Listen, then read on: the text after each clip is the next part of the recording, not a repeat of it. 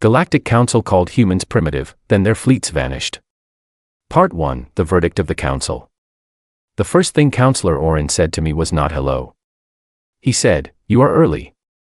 I had been waiting in that hall for 6 hours. I am Lena Vasquez. I am Earth's first official delegate to the Galactic Conclave, and I was standing inside a chamber so large that clouds formed near its ceiling. Real clouds. Thin and white, drifting slowly above the heads of 17 alien species who had been governing this galaxy long before my ancestors learned to plant seeds in the ground. The walls were carved from a single piece of crystalline stone pulled from the core of a dead star. Every surface caught the light and scattered it into colors humans had never named. It was the most beautiful place I had ever stood in, and it was designed to make me feel small. It was working. I kept my hands still. I kept my face calm. I had practiced this for 2 years, the art of standing in front of something overwhelming and not letting it show on your face. Earth had sent me because I was good at that. Because when the Conclave finally agreed to hear humanity's application for membership, they needed someone who could walk into that hall and not look like a child who had wandered into the wrong room. I almost managed it. The Grand Hall of the Galactic Conclave on Veth Prime was not just a meeting room. It was a statement. Every species that sat in those tiered arches above me had earned their seat across centuries of war, diplomacy, sacrifice, and time. The Vethari, the oldest of them all, had held their seats for 40,000 years. They had watched stars die from those seats. They had signed treaties that reshaped the orbits of planets. They had seen 100 species rise, stumble, and fade, and they were still there, patient and cold and certain of their own importance. I was the newest thing in that room by about 39,000 years. Oren descended from the upper arch slowly, as if the act of coming down to my level was itself a concession he had not fully agreed to. He was tall, even by Vethri standards, with pale silver skin that shifted slightly when he moved, like the surface of still water disturbed by a breath of wind. His eyes were large and dark and completely unreadable. He wore a robe of deep blue that dragged slightly on the crystalline floor, and the sound it made as he walked was the only sound in the entire hall. "Ambassador Vasquez," he said. His translator rendered the words in clean, flat English. "The Conclave has reviewed Earth's application thoroughly." "I appreciate that," I said. "We have reviewed your history, your biology, your political structures, your military capacity, your cultural archives." He paused, tilting his head slightly to the side, the way a scientist might tilt their head when looking at something in a specimen jar. "We have reviewed everything you submitted." "And?" I said. The word was out of my mouth before I could stop it. A single syllable. I heard it echo slightly in the enormous hall. I kept my face neutral. Oren looked at me for a moment before he answered. In that moment, I became aware of all the other eyes in the room. The Myrith delegation, bulky and gray-skinned, sitting in the far left arch, were watching with something that felt like amusement. The Kethari, long-limbed and green, were murmuring softly to each other. The Dravashi sat perfectly still, 12 of them arranged in a perfect circle in their designated section, their insect-like faces turned toward me with an attention that felt like being examined under a very bright light. 17 species. Hundreds of individuals. All watching the human. "Humanity is hereby recognized," Oren said, "as a Class 3 nascent species under Conclave Classification Protocol. You are acknowledged as a curiosity of notable resilience. However, full membership in the Galactic Conclave requires demonstrated capacity across 7 fundamental categories. Humanity meets 2 of these categories partially. As such, your application for membership is denied." The silence that followed was enormous. I had prepared for this possibility. Earth's diplomatic team had run this outcome through dozens of scenarios. I had scripts, response frameworks, carefully worded counterproposals ready to use. I had practiced graceful persistence. I had practiced asking for a conditional membership pathway. I had practiced requesting a timeline for reconsideration. I said none of it. Because in that moment, standing under those drifting clouds in that hall built from the bones of a dead star, I noticed something that no briefing had prepared me for. They were not serious. The denial was not reluctant. It was not difficult. There was no weight to it. Oren delivered it the way a teacher marks a wrong answer on a child's test, not unkindly, not cruelly, but with the absolute ease of someone who has never once considered that the answer might be correct. Around the room, I could see the faint ripple of bioluminescence moving through the Ketheri section, which their cultural files said was equivalent to light, polite laughter. The Myrith delegates had already begun speaking among themselves, their attention drifting before Orin had even finished the sentence. We had not been rejected after careful consideration. We had been dismissed before the conversation started. What are the 7 categories? I asked. Orin blinked, slowly. I beg your pardon. The 7 fundamental categories. You said humanity meets 2 of them, partially. I would like to know what the other 5 are. A longer pause this time. The murmuring in the Ketheri section stopped. Psionic network coherence, Orin said. Racial memory continuity. Cultural archive depth exceeding 100,000 standard years. Demonstrated multi-system governance stability. And biological compatibility with conclave standard communication arrays. I nodded. I took a breath. I let the breath out slowly. Thank you, I said. That is very clear. Orin seemed to expect more. When nothing more came, he tilted his head again. You may submit a formal appeal within 1 standard cycle. The process requires. That will not be necessary, I said. Another silence. This one felt different. Thinner. Ambassador, Orin said carefully, the Conclave's decision is not intended as a dismissal of humanity's potential. In time, with development. I understand completely, I said. Thank you for your time, Counselor. I turned around and walked toward the exit. My footsteps were very loud on the crystalline floor. I counted them without meaning to. 31 steps from where I had been standing to the great arch door. I did not look back. I did not hurry. I walked at exactly the pace I had walked in, and I kept my hands still, and I kept my face calm, and I thought about nothing at all until the door closed behind me and I was standing in a corridor that smelled faintly of ozone and cool stone. Then I leaned against the wall, closed my eyes, and stayed very still for exactly 60 seconds. Then I opened my eyes. I pulled out my communication pad. I opened a secure channel to Earth's diplomatic relay station and I typed 4 words. They said no. Coming home. Earth's response arrived in under 3 minutes. 4 words. Then we say nothing. I read those 4 words 3 times. Then I put the pad away. I looked at the corridor stretching ahead of me, pale and silent and ancient, and I felt something settle into place in my chest. Not anger. Not embarrassment. Something quieter and colder and far more patient than either of those things. I had been sent here to open a door. The door was locked. I had noted the lock. I had noted the door. I had noted everything about the room on the other side, and now I was going home. I started walking. Behind me, through the walls of the Grand Hall, I could hear the conclave resuming its regular session. The greatest gathering of civilized minds in the known galaxy, moving smoothly back to its scheduled business. 100,000 years of collective history and achievement, turning its attention to matters of actual importance. We had been a footnote. A brief curiosity. A Class 3 nascent species, acknowledged and set aside. I thought about that for a long time. Then I thought about what ready actually meant, and who got to decide it, and whether those 2 questions had the same answer. By the time the shuttle docked, I had stopped being sad. I had started being interested. Part 2, the silence that spread. 22 years is a long time to be quiet. I know, because I kept watch through most of it. My name is still Lena Vasquez, though most people who knew me from the conclave years have stopped expecting to hear from me. I am stationed now at a small human observation post on the edge of the Ketheri Rim, a modest installation, 3 buildings, and a long-range sensor array, built into the shoulder of a dead moon that nobody ever named. From here, I can watch the shipping lanes. I can monitor conclave frequencies.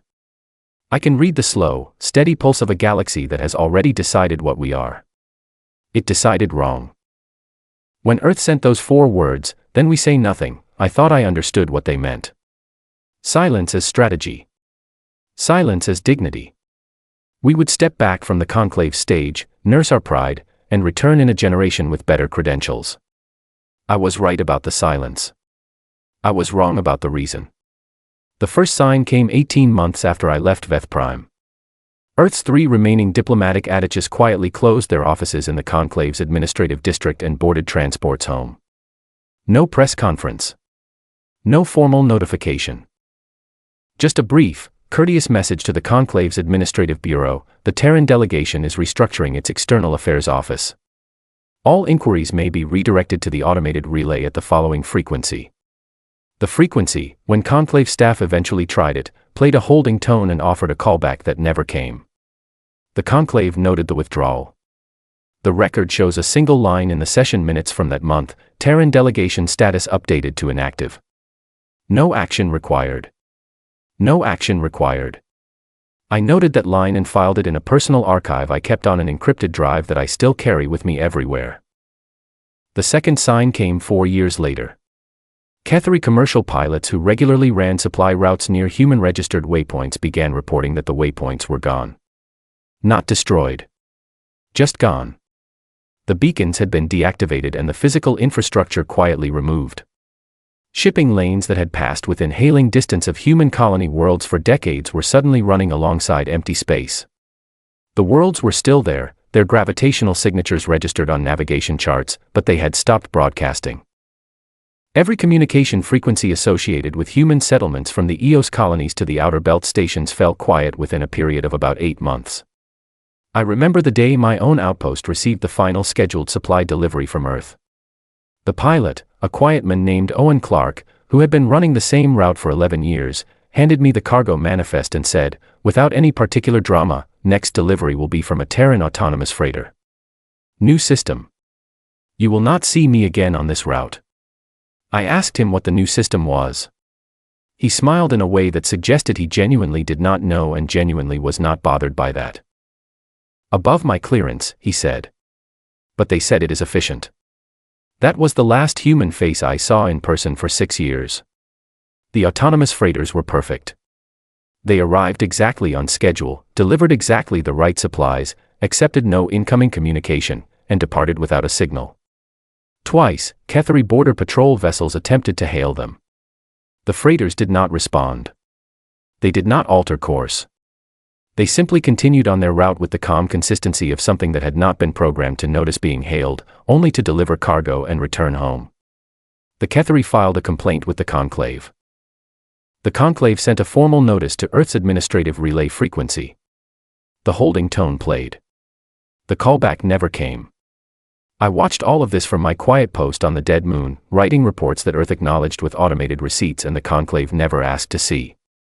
I filled my days with sensor logs and long-range observation and the particular kind of patience that sets in when you understand that something is happening but you are not yet meant to know what it is. I trusted that. Earth had not abandoned me here. Earth had posted me here deliberately, to watch. So I watched. The third sign was the one that ended the Conclave's comfortable certainty. The Myrith sovereignty was the most militarily powerful species in the Conclave.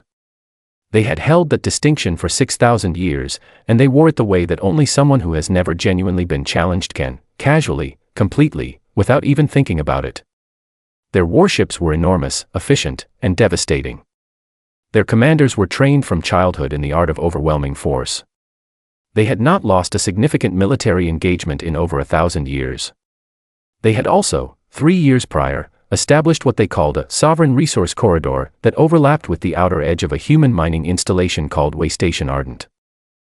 The Conclave had approved the corridor designation without consulting Earth, because Earth was not a Conclave member, and the Conclave had not yet learned to take that absence seriously. Earth sent no protest. Earth sent no response at all. Waystation Ardent kept operating. The Myrith sent a formal order of cessation. Waystation Ardent kept operating. The Myrith sent a second order, this one accompanied by the information that a fleet would be dispatched to enforce compliance if the order was not acknowledged within 30 standard days. Waystation Ardent kept operating. And kept not responding. I was the one who picked up the Myrith fleet's departure signal on my long-range sensors. 40 warships. I know that number precisely because I counted them on my screen, one by one, as their engine signatures bloomed into visibility on the edge of Myrith space. 40 ships. The largest deployment the Myrith had undertaken in 60 years. Enough firepower to reshape a region of space, which was not what they intended, but was part of what they were reminding everyone they could do.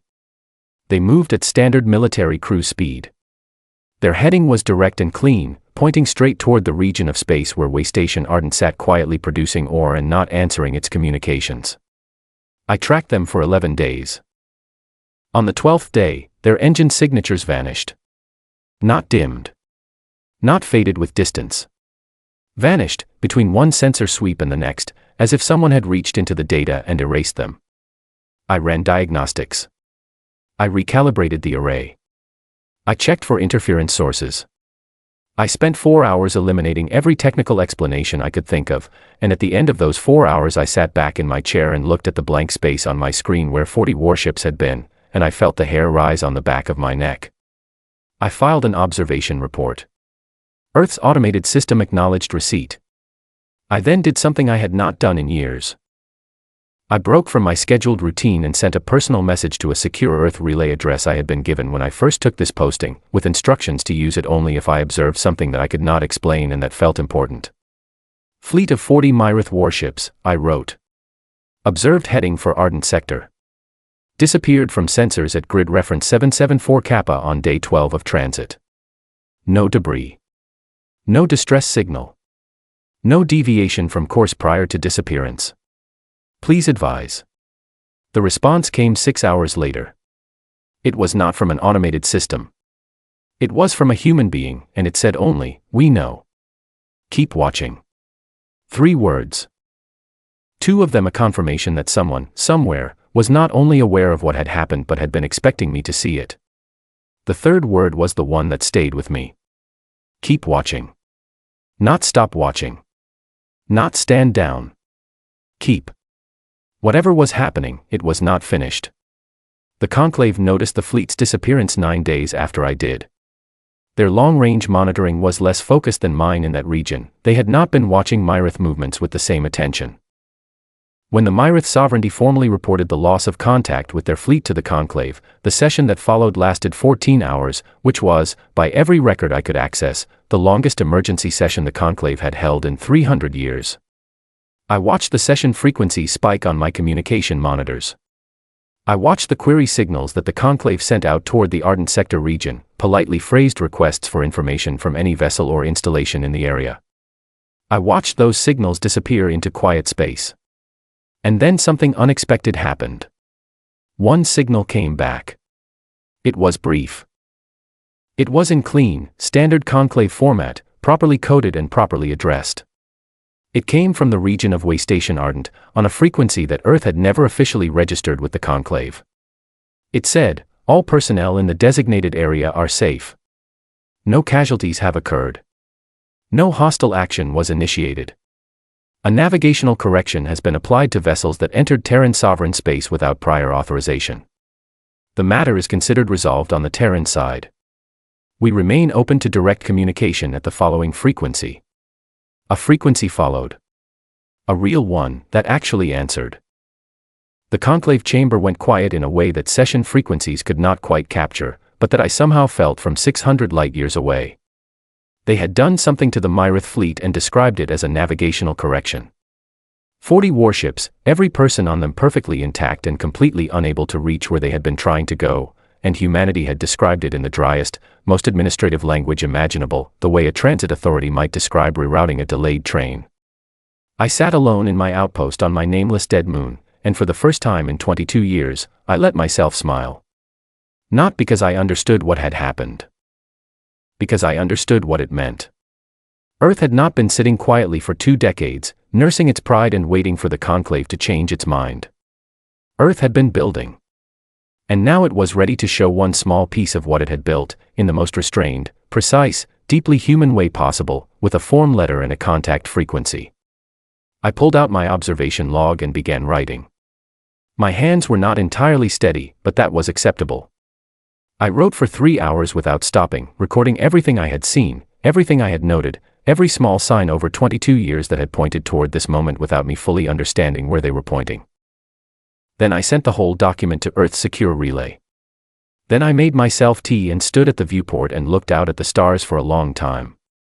The galaxy thought it knew what we were. It was about to find out what we had become. Part 3, What We Built in the Dark. The conclave called an emergency convening on a Tuesday. I know it was a Tuesday because I noted the day in my log when the summons arrived at my outpost, addressed to me specifically, by name, from the conclave's Office of Interspecies Affairs. The message was polite and precise and carried the formal seals of all 17 member species. It requested my presence at Veth Prime within 20 standard days for a session of urgent interspecies consultation regarding recent events in the Ardent sector. They did not call it a crisis. They were too proud to call it a crisis in writing. But they contacted me. A retired human diplomat living alone on an unnamed moon, whom the conclave had not spoken to directly in over 2 decades. The fact that they reached out to me, specifically, told me something important: they did not know who else to call. Earth had given them a contact frequency, but the contact frequency connected to an automated system that scheduled formal appointments on a timeline the conclave found frustratingly slow. I was the only human they had a direct line to. I packed a bag. I sent a message to Earth's relay. And then I waited. The response from Earth arrived in 4 hours. It was longer than their usual replies. It confirmed my attendance at the conclave session. It also included, attached to the message, a secondary briefing file that was keyed to my personal biometric codes. I had never received a briefing file from Earth before. Not in 22 years of posting. I pressed my thumb to the pad and opened it, and I sat reading for a very long time. By the time I finished, I understood what had happened in the dark. Not all of it. Not the technical details, most of which were above anything my diplomatic training had prepared me for. But the shape of it. The design of it. The sheer, breathtaking scale of what Earth had decided to do when the conclave closed its door and said, simply, "You are not ready." Earth had decided to become something the conclave did not have a category for. The shipyards came first. Not in orbit, where every passing vessel could see them. Inside gas giants, in the turbulent upper layers where sensor penetration from outside was nearly impossible.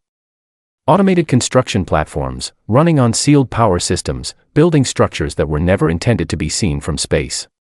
The conclave's long-range surveys had swept through those systems dozens of times over the decades and registered nothing but weather and atmospheric turbulence, because the surveys were designed to detect the kinds of construction signatures the conclave already knew about. They were not designed to detect something new. Earth had also spent nearly 8 years quietly collecting. Not stealing. Collecting. Trade goods that passed through human space carried small, passive sensor packages that logged manufacturing frequencies, material compositions, and structural data. Salvage operations near debris fields in unclaimed sectors recovered components from vessels of 6 different species. Probe drones, some of which had been tracking human movements for decades on behalf of various conclave members, were periodically found drifting in sensor blind spots, their memory cores professionally extracted and their housings returned to orbit precisely where they had been, fully functional except for their stored data. None of it was the conclave's technology, copied and reproduced. That was the critical point, and the briefing file was very clear about it. Earth scientists had studied everything they gathered, understood the underlying principles, and then built something different. Something that worked on the same physics but arrived at different answers. The conclave had spent thousands of years refining solutions to specific problems. Earth had looked at the same problems and asked whether those were the right problems to solve. The fold space denial field was the clearest example.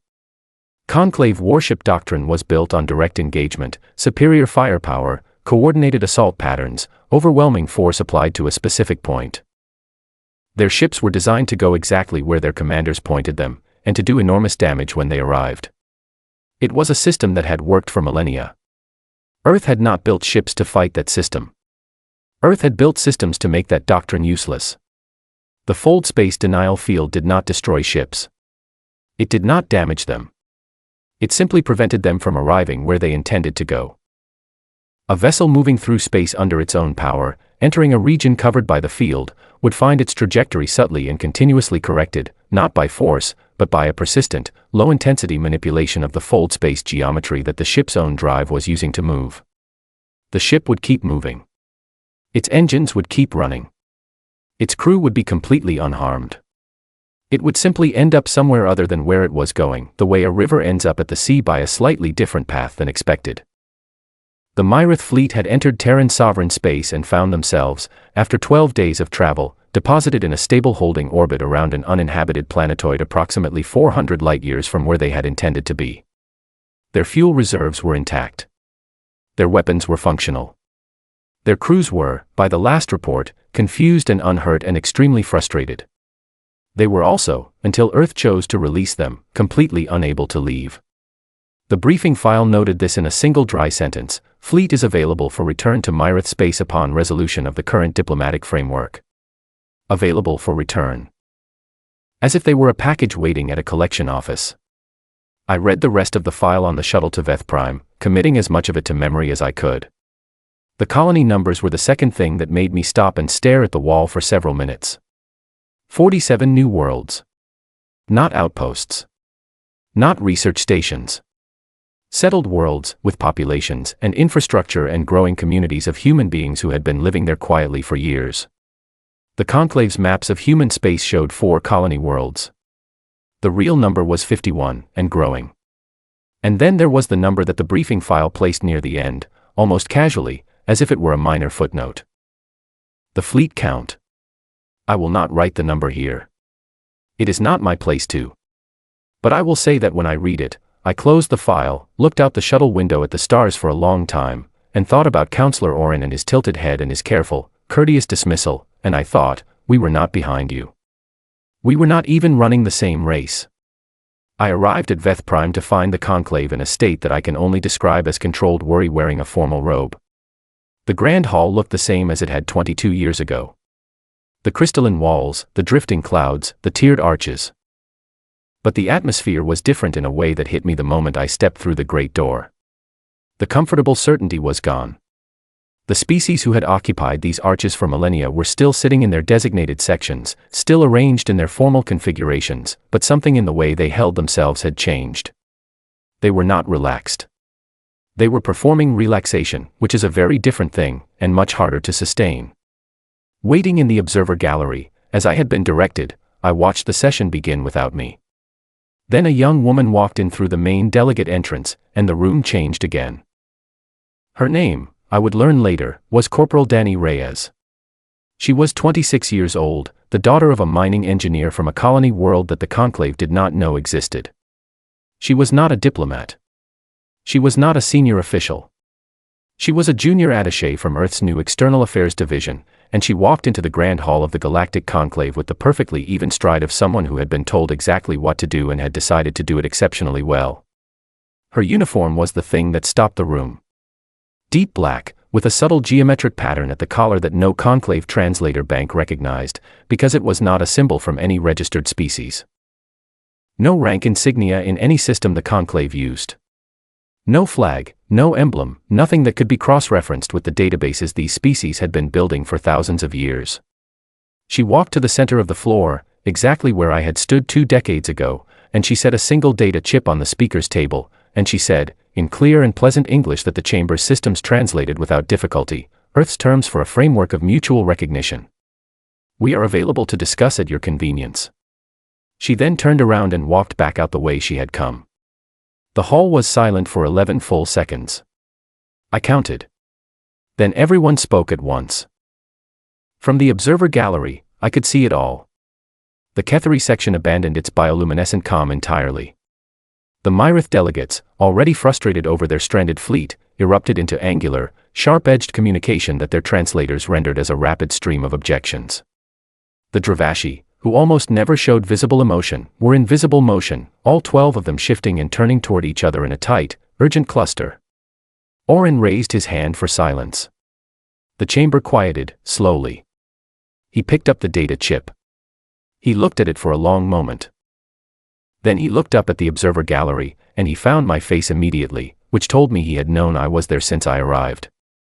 Ambassador Vasquez, he said, in a voice that was still careful and still controlled but was carrying, underneath all of that, something I had never heard in it before. Perhaps you would care to join us. I stood up from my seat. I straightened my jacket. And I walked down to the floor of the grand hall for the second time in my life, past all the ancient arches and all the watching eyes, under the drifting clouds and the scattered light of a dead star trapped in crystal walls. This time, I was not performing calm. This time, I actually felt it. Part 4, The Weight of Being Underestimated. Oren had beautiful hands. I had never noticed that before. Long-fingered, silver-skinned, completely still on the table between us. The hands of someone who had learned, over a very long life, to hold every part of themselves perfectly composed while the world shifted around them. We had been sitting across from each other in the conclave's primary negotiation chamber for 2 hours, and in all of that time I did not think his hands had moved once. Mine had moved. I had picked up my water glass 4 times. I had learned to stop noticing this. The negotiation chamber was smaller than the grand hall, intimate by conclave standards, which meant it was still large enough to park 3 transport shuttles in. The walls here were not crystal.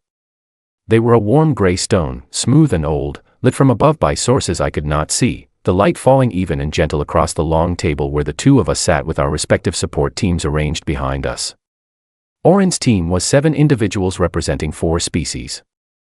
Mine was 2, a young analyst named Peter Grant, who was responsible for technical questions, and an older communications officer named Carol Whitfield, who was responsible for making sure I was not misquoted to the other 11 species following the session via relay.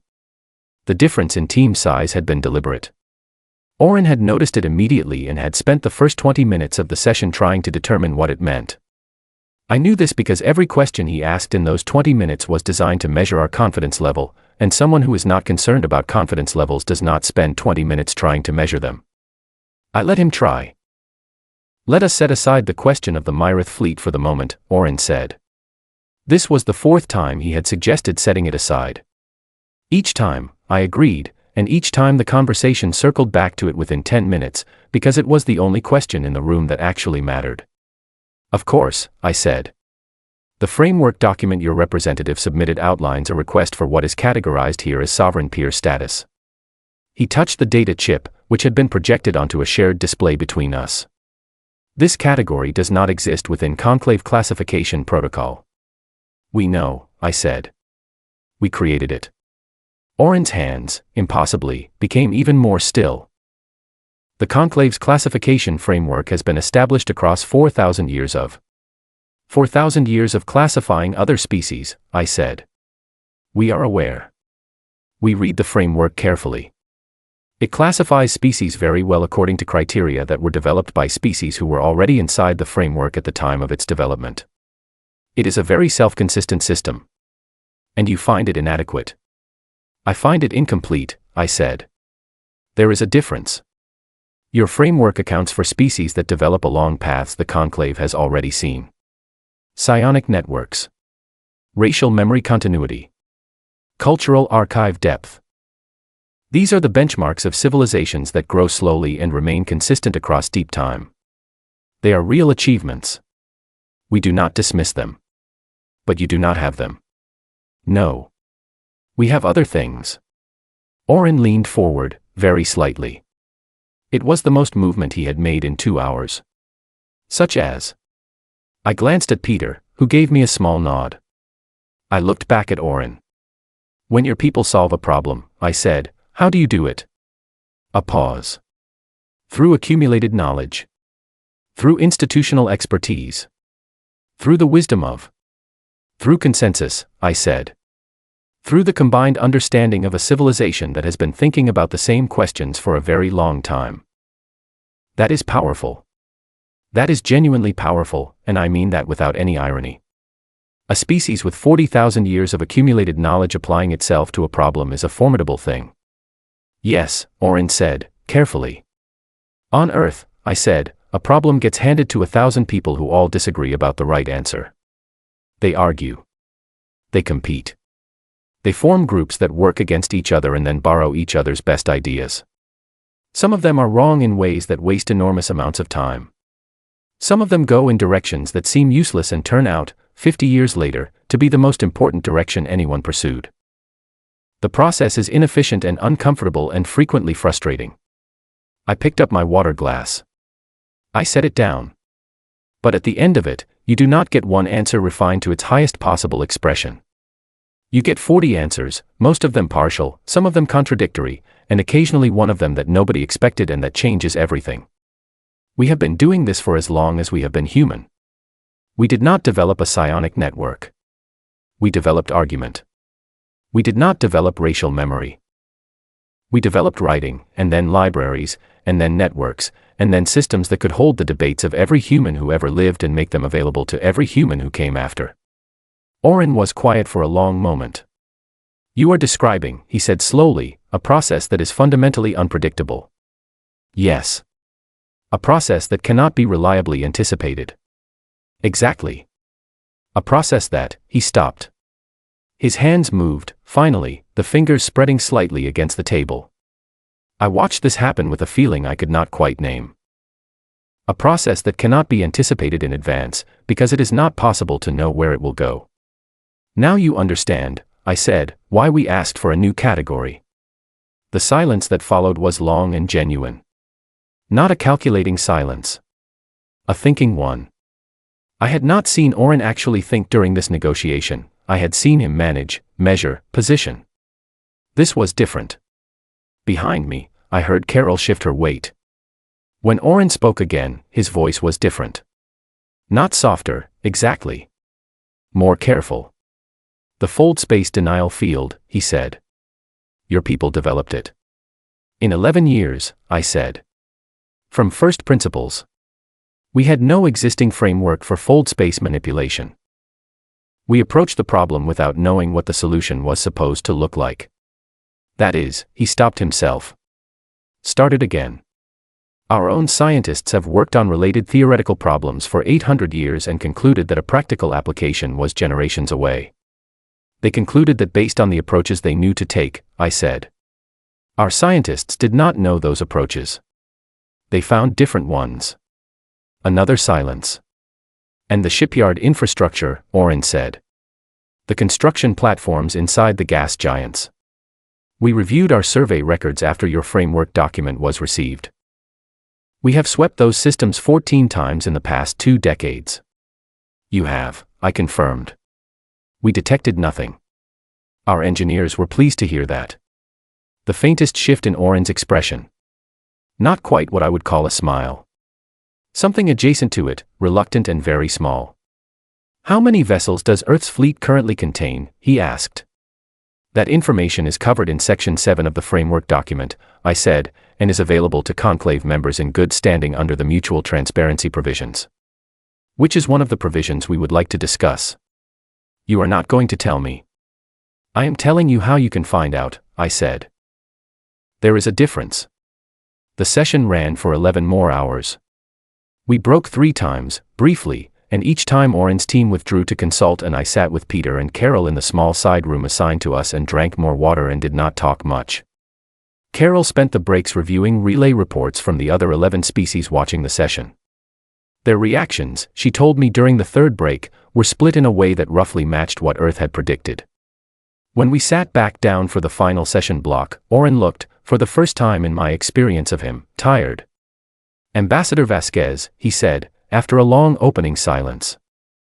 I want to ask you a direct question. Please, I said. 22 years ago, you stood in the Grand Hall and I told you that humanity was not ready. You did not argue. You thanked me and you left.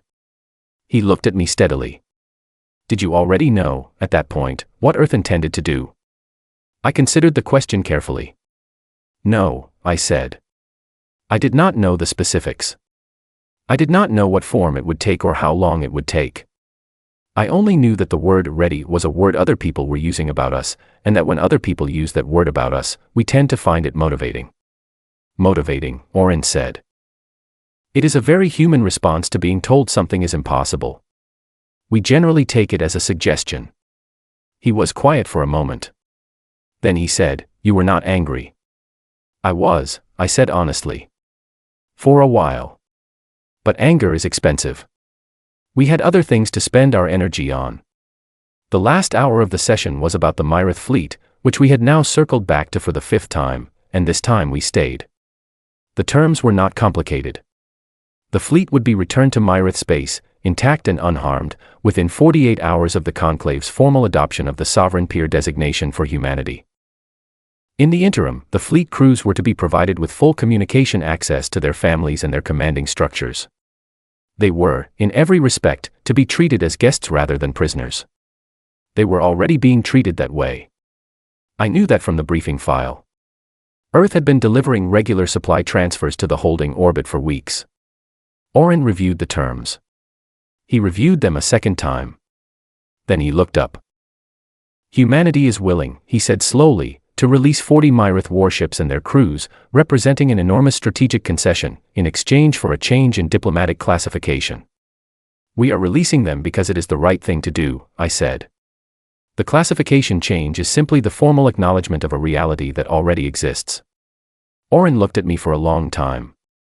You are not what I expected, he said finally. 22 years ago, or now? No, I said. I do not expect we are. He picked up the data chip from the table. He turned it over in his long fingers once, twice. I will present the framework to the full conclave, he said. I cannot guarantee the outcome. We are not asking for guarantees, I said. We are asking for a conversation. We have been very patient about waiting for one. He set the chip down. Yes, he said quietly. You have. We left the negotiation chamber at the 23rd hour of the session, and I walked back through the grand corridor of the conclave with Carol and Peter on either side of me, and the corridor was exactly as pale and silent and ancient as it had been the first time, and I was exactly as tired as a person gets when they have been holding themselves together for a very long time. But somewhere in the middle of that long walk, I started to feel, very quietly, like myself again. Like the version of myself that had always known we were not behind anyone. Like the version of myself that had stood in the Grand Hall 22 years ago and walked out without looking back, because looking back would have suggested that the door behind her still had any power over her. It never had. We had just needed everyone else to understand that. Part 5, What Primitive Means. I went home the long way. There was no official reason for this. The direct transit route from Veth Prime to Earth's primary arrival port would have taken 9 days. The way I chose took 23. I moved through systems that were not on any standard shipping lane, stopping at waypoints that existed only in navigational databases that the conclave did not have access to, talking to no one, reading nothing, watching the stars change as I went. My name is Lena Vasquez, and I am 58 years old, and for the first time since I was given my posting on the dead moon, I had nowhere I was required to be. The conclave voted 4 days after the negotiation session ended. The margin was 11-6, with the 6 dissenting votes coming from species that Earth had predicted would dissent. The Myrith fleet was released from its holding orbit 18 hours later, exactly as promised, and the formal ceremony of recognition was scheduled for 60 days from the date of the vote. Earth would send a full delegation. A real one, with a staff, and an office, and a permanent seat in the Grand Hall. I would not be leading it. I had been asked. I had said no, gently and with complete honesty, and the person who asked me had understood in the way that only people who have spent a long time doing difficult things can understand when another person says they are finished. I was not finished with everything. I still had my logs, my observations, the long habit of watching carefully and writing down what I saw. But I was finished with being the only human face in a room full of species who were still deciding what to make of us.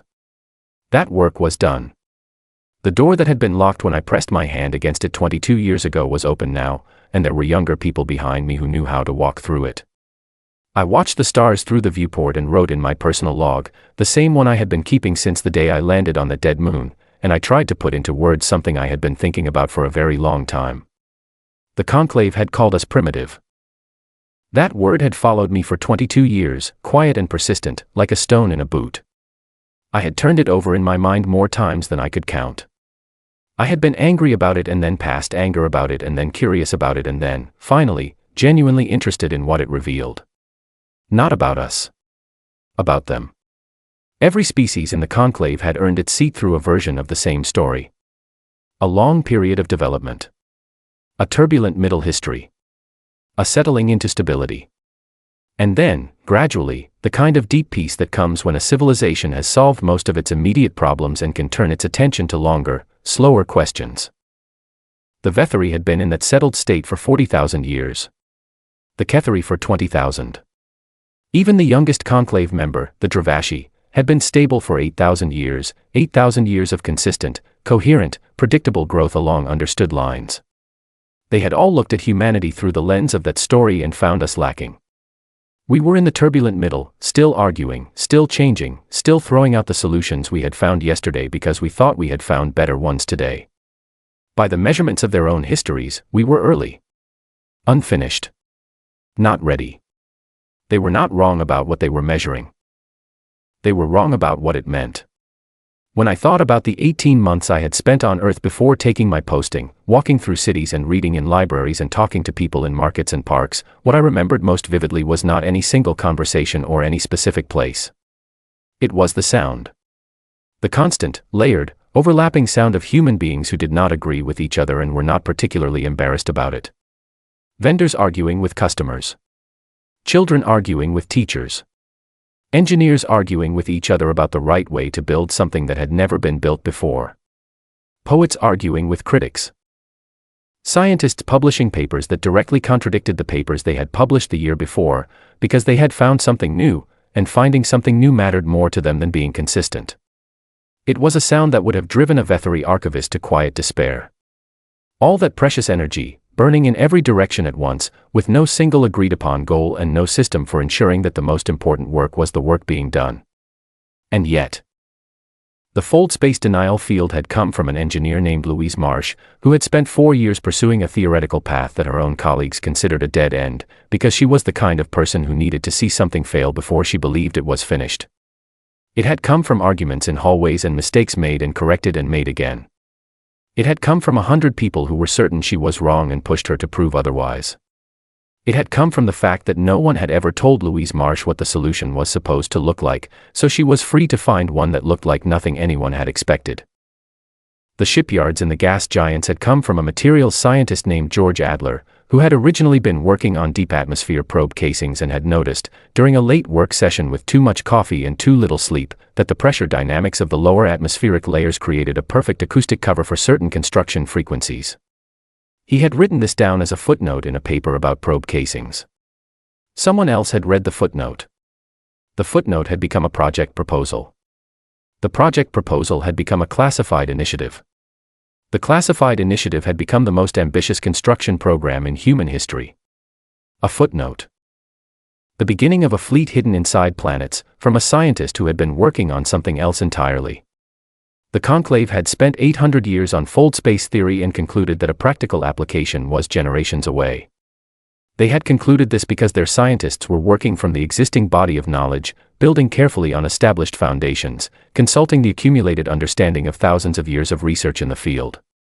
That accumulated understanding was their strength. It was also, in the most precise sense of the word, their limitation. You cannot accidentally find something no one has looked for if your system is designed to ensure you are always looking in the right direction. Humanity's system was not designed that way.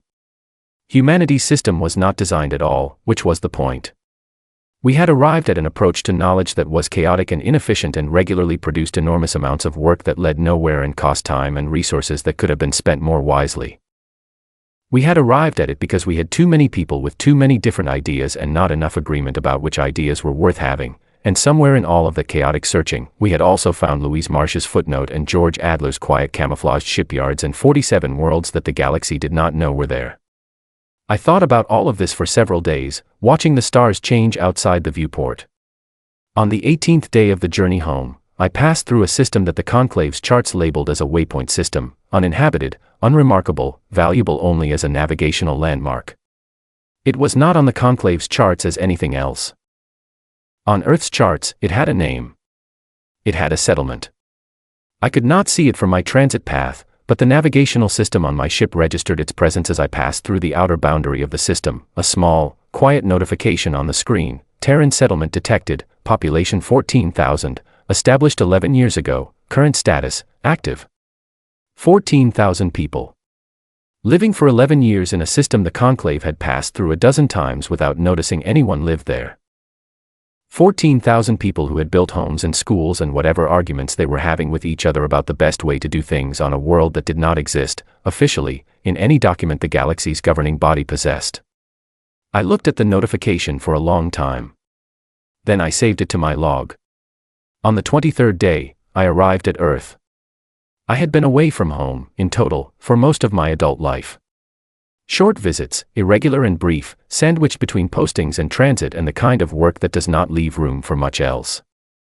The planet below me as my transport descended through the clouds was familiar in the way that something can be familiar when you have carried it with you for 30 years without being able to visit it. I passed through arrival processing, which was handled by a system so smooth and efficient that I almost did not notice the 2 hours it took. The agent who checked my documents was a young man named Harry Cole who had a small potted plant on his desk and was reading something on a personal tablet between passengers, and who processed my documentation without looking up more than twice, and who said, as I was leaving, "Welcome home, Ambassador," in a tone that was not ceremonial but simply accurate. I thanked him. I went outside. The city found me all at once, the way cities always do when you have been away too long. The smell of it first, 100 different things layered together, food and machine exhaust and green things growing in the spaces between buildings and the particular sharpness of recent rain on pavement. Then the sound. The constant, overlapping, arguing, laughing, negotiating, complaining, creating sound of 14 million people who did not agree on very much and were not quiet about it. I stood on the street outside the arrival terminal and I let it all reach me at once, and I did not move for several minutes. An older woman waiting nearby noticed me standing there and asked if I needed help finding something. I told her I was fine. I was just remembering something. She nodded and went back to waiting, the way city people accept the unusual behavior of strangers, which is to say completely and without any curiosity about it. I walked for hours. I did not have a specific destination. I went through a market district where vendors were having loud disagreements about delivery times, through a park where 3 children were in the middle of an argument about the rules of a game they had apparently just invented, through a neighborhood where someone was playing an instrument I did not recognize coming from a window 3 floors up, past a university building from which I could hear, very faintly through the walls, a room full of people asking questions faster than anyone could answer them. I sat down eventually on a bench near a fountain and opened my log. And I wrote the thing I had been trying to write since I left Veth Prime.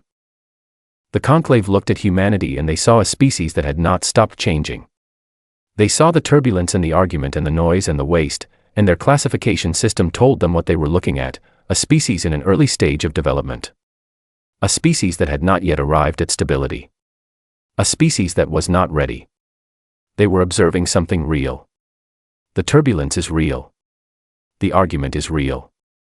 The noise and the waste and the inefficiency are all completely, genuinely real. We are not a stable civilization. We have never been a stable civilization. Left to our own devices, we will probably never be a stable civilization, and some significant portion of us will always be loudly and sincerely convinced that this is a serious problem that needs to be fixed immediately, and another significant portion will be equally loudly convinced that it is actually our greatest strength, and both of them will be right. What the conclave's classification system could not account for was that the turbulence is also the engine. You cannot have Louise Marsh's footnote without the environment that produces Louise Marsh.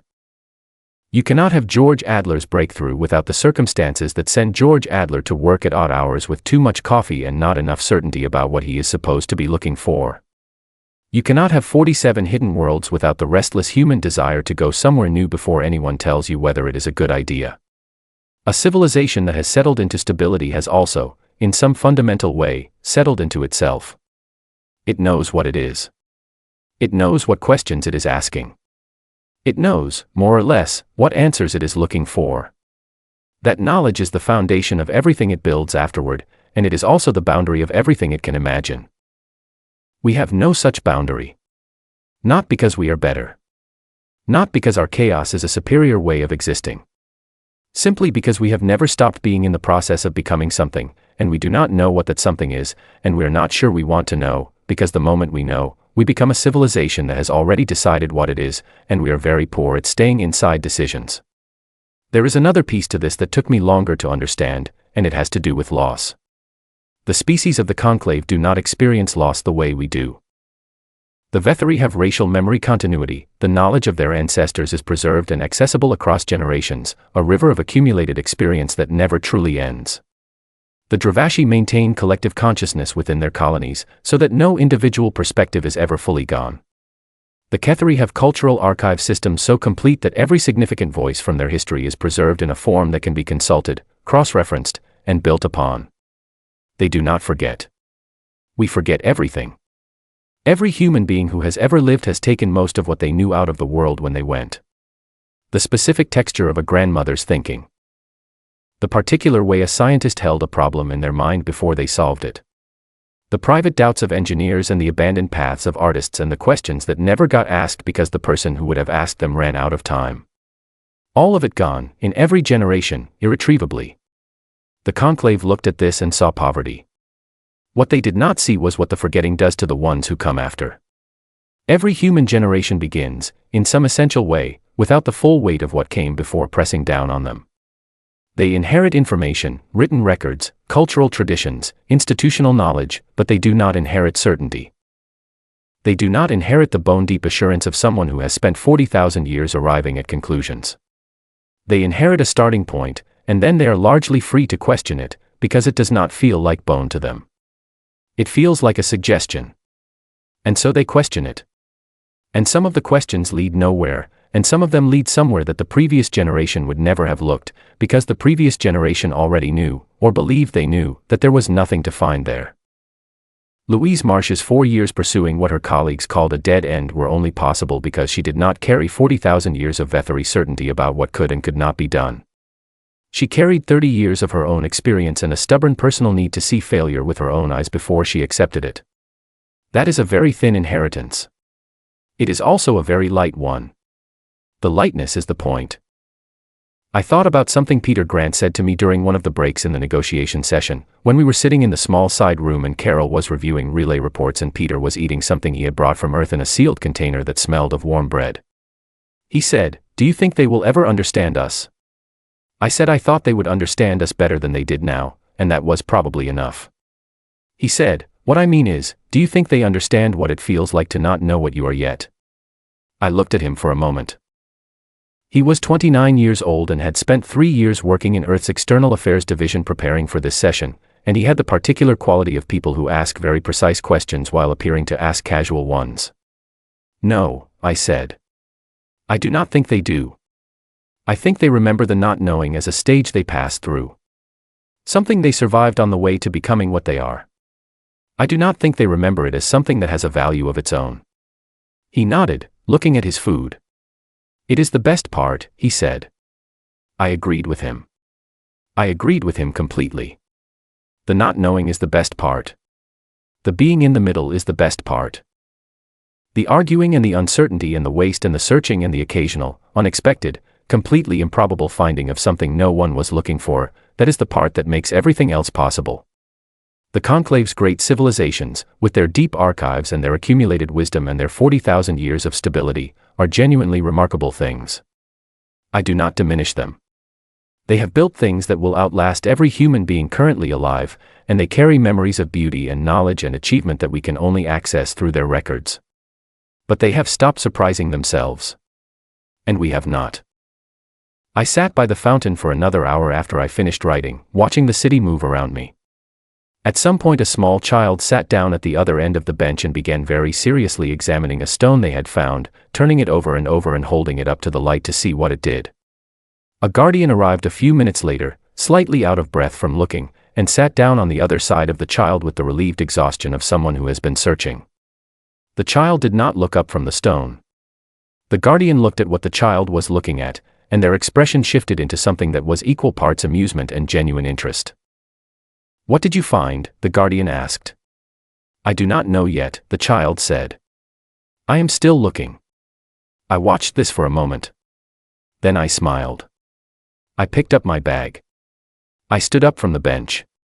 The city was around me in all of its volume, all of its contradiction, all of its persistent, exhausting, beautiful refusal to settle into any single answer about what it was or what it was trying to be.